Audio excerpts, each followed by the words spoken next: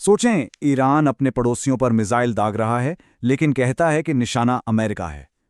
ये बात थोड़ी अजीब लगती है ना? और यहीं से एक बहुत बड़ा सवाल पैदा होता है। तो सवाल यह है कि आखिर अरब मुल्कों में अमेरिकी फौजी अड्डे कर क्या रहे हैं? इस सवाल का जवाब आज की खबरों में नहीं मिलेगा। इसके लिए हमें तारीख में थोड़ा पीछे जाना पड़ेगा, बहुत पीछे, पहली जंग अजीम के दौर में। तो सबसे पहले देखते हैं कि ये हालिया हमला है क्या जिसने सारी बहस को जन्म दिया है। कुछ अरसा पहले ईरान ने एक ऐसा काम किया जिसने सबको हैरान कर दिया। उसने अपने ही पड़ोसी मुस्लिम ममालिक पर मिसाइल दाग दिए। लेकिन ईरान का मौक़िफ़ बड़ा दिलचस्प है। वो कहते हैं कि हमारा हदफ ये ममालिक नहीं, बल्कि उनकी सरजमीन पर बने अमरीकी और इजरायली अड्डे हैं। तो सवाल फिर वही है कि ये अड्डे वहां पहुंचे कैसे? इस कहानी की जड़ें एक सदी पुरानी है, जब दुनिया की एक बहुत बड़ी सल्तनत खत्म हो रही थी। देखें, जब पहली जंग अजीम में सल्तनत उस्मानिया टूटी तो अंग्रेज़ों ने एक बड़ा ज़बरदस्त सिस्टम बनाया। बज़ाहिर तो हुकूमत मुकामी अरब बादशाहों की थी, लेकिन असल ताकत यानी फ़ौज और दिफा सब कुछ अंग्रेज़ों के हाथ में था। और ये कंट्रोल कायम रखने के लिए उन्होंने जगह जगह अपने फ़ौजी अड्डे बनाए।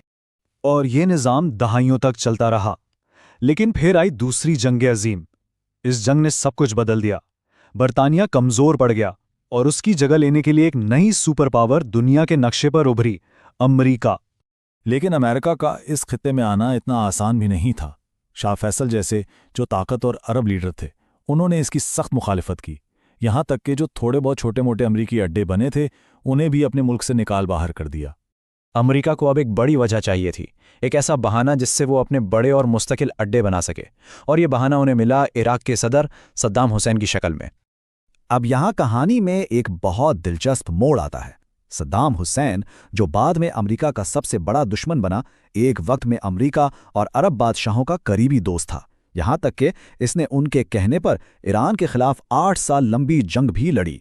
लेकिन इसी जंग के बाद हालात ऐसे बदले कि दोस्त दुश्मन बन गया। तो हुआ कुछ यूं कि एक तरफ सद्दाम पर जंग का भारी कर्ज चढ़ चुका था। उसने अरब मुल्कों से कहा कि जंग तो मैंने तुम्हारे लिए लड़ी है, मैं कोई पैसा वापस नहीं करूंगा। दूसरी तरफ कुवैत ने मार्केट में सस्ता तेल बेचना शुरू कर दिया, जिससे इराक की माइशत तबाह होने लगी। और फिर सबसे अहम बात, अमेरिकी सफ़ीर ने सद्दाम को एक ऐसा इशारा दिया जिससे उसे लगा कि वो जो चाहे कर सकता है। और वो इशारा क्या था? अमेरिकी सफ़ीर ने मुबैना तौर पर सद्दाम हुसैन से कहा कि आप अरब लीडरों का आपस का मामला है, हम इसमें दखल नहीं देंगे। सद्दाम के लिए ये एक तरह से हरी झंडी थी। और जैसे ही सद्दाम ने कुवैत पर कब्जा किया, अमेरिका का रवैया एकदम से बदल गया और एक बहुत बड़ा मंसूबा शुरू हो गया। अमेरिका ने फौरन बाकी अरब मुल्कों को सद्दाम का खौफ दिलाया। सैटेलाइट तस्वीरें दिखाएं कि देखो, सद्दाम अब तुम पर भी हमला कर सकता है। और इस खौफ की फिजा में उनके सामने एक डील रखी। डील बहुत सीधी सादी थी। अमेरिका सद्दाम से तहफ़्फ़ुज़ देगा, लेकिन बदले में उन अरब ममालिक को अपनी ज़मीन पर बड़े मुस्तकिल अमरीकी फ़ौजी अड्डे बनाने की इजाज़त देनी होगी। यानी वही काम जिससे शाह फैसल हमेशा इनकार करते आए थे। और फिर वही हुआ। देखते ही देखते सऊदी अरब, कतर, बहरीन, मुत्तहिदा अरब इमारात और कुवैत में बड़े बड़े अमरीकी अड्डे बन गए। अमरीका ने खलीज फ़ारस के सबसे अहम मुल्कों में अपनी फ़ौजी मौजूदगी कायम कर ली। अब सद्दाम को तो जल्दी कुवैत से निकाल दिया गया, लेकिन अमरीकी अड्डे वापस नहीं गए। तो सवाल ये पैदा हुआ कि अगर खतरा टल गया है तो ये अड्डे यहाँ क्या कर रहे हैं? जल्दी ये बात साफ हो गई कि इन अड्डों का मकसद सिर्फ सद्दाम नहीं था, बल्कि कुछ और ही था। पिछले 30 सालों में यही अड्डे इस पूरे खत्ते में अमरीकी ताकत का मरकज़ बन गए।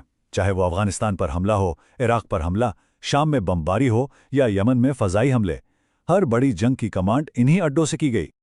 और यहीं से कहानी वापस आज के दिन पर आ जाती है। अब समझ में आता है कि ईरान इन अड्डों को अपने लिए इतना बड़ा खतरा क्यों समझता है। तो असल नुक्ता ये है, ईरान जो आज हमले कर रहा है वो उसके नज़दीक, उसकी दहलीज पर पिछली कई दहाइयों से मौजूद अमरीकी फ़ौजी ताकत का जवाब है। ईरान समझता है कि इसके दुश्मनों की असल ताकत यही अड्डे है। और इन हमलों का असर कितना बड़ा है, इसका अंदाज़ा इस बात से लगाया जा सकता है कि कतर में सिर्फ एक हमले के दौरान ईरान ने अमेरिका का $1 अरब से ज़्यादा मालियत का एक जदीद रेडार सिस्टम तबाह कर दिया। और ये हमले सिर्फ अलामती नहीं है। कुवैत के कैंप आरिफ जान से लेकर इराक के अल असद एयरबेस और सऊदी अरेबिया के प्रिंस सुल्तान एयरबेस तक ईरान ने अमरीकी फ़ौजी नेटवर्क के अहम और महंगे असासों को कामयाबी से निशाना बनाया है। اور آخر میں ایران کے سپریم لیڈر کا یہ بیان، جب تک ان مسلم ممالک میں امریکی اڈے موجود رہیں گے یہ جنگ جاری رہے گی۔ یہ بیان نہ صرف موجودہ صورتحال کی عکاسی کرتا ہے بلکہ مستقبل کے لیے ایک بہت بڑا سوال بھی چھوڑ جاتا ہے کہ کیا اس خطے میں امن ان اڈوں کے ہوتے ہوئے ممکن ہے؟